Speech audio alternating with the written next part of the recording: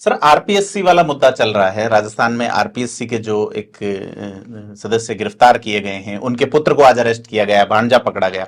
पूरा परिवार ही paper leak में इन्वॉल्व है। एक खबर एक मीडिया चैनल चला रहा है कि अशोक गहलोत की यह स्ट्रेटजी थी कि संजय श्रोत्रिय की as a chairman of RPSC किया जाए, और उन्होंने इस नेक्सस को तोड़ा है वहां जाके।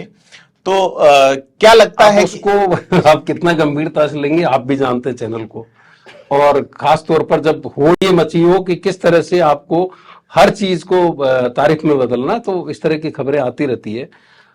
मुझे लगता है कि संजय श्रोत्रिय के जाने के बाद वो एक अच्छे आईपीएस अधिकारी रहे, विजिलेंस में रहे, मुख्यमंत्री की विजिलेंस टीम में रहे, उनकी छवि भी अच्छी रही है।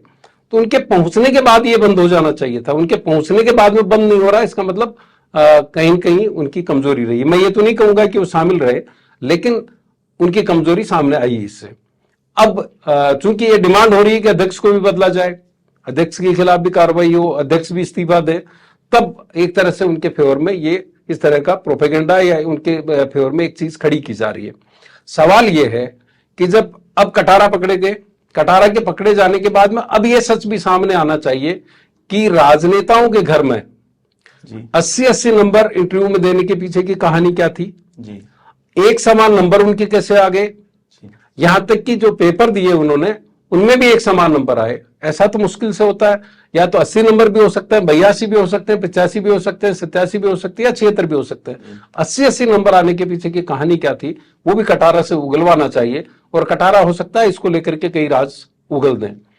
तो आरपीएससी में भी अब बड़े स्तर पे जांच की जानी चाहिए, और अगर इस बहाने से कोई सफाई हो जाए तो अच्छी बात है। उसमें अगर संजय श्रोत्रिय कोई रोल प्ले कर सके तो भी अच्छी बात है। उनकी एक अच्छी इमेज रही है, वो विजिलेंस में रहे। उसमें ये कहा जा रहा है कि गहलोत ये चाह रहे थे कि आरपीएससी में जो गंदगी हो गई उसे साफ किया जाए। कटारा का जो चयन 2020 में होता है सर, और मेरे को ये समझ में नहीं आ रहा है गंदगी फैलाई फिर किसने थी। कटारा का चयन भी इन्होंने किया, और कटारा का चयन उस वक्त किया जब वहां पे आंदोलन चल रहे थे। हाँ, उसको न्यूट्रलाइज करने के लिए ये राजनीतिक तौर पर होता भी है।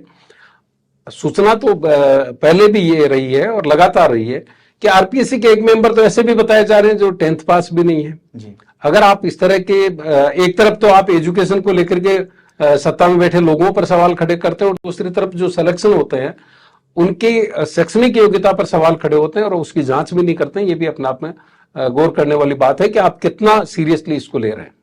राजस्थान के खास राजनीतिक पहलुओं और खबरों से रूबरू होने के लिए सब्सक्राइब करें थिंक 360 को, और नोटिफिकेशन बेल आइकन भी प्रेस करें। धन्यवाद।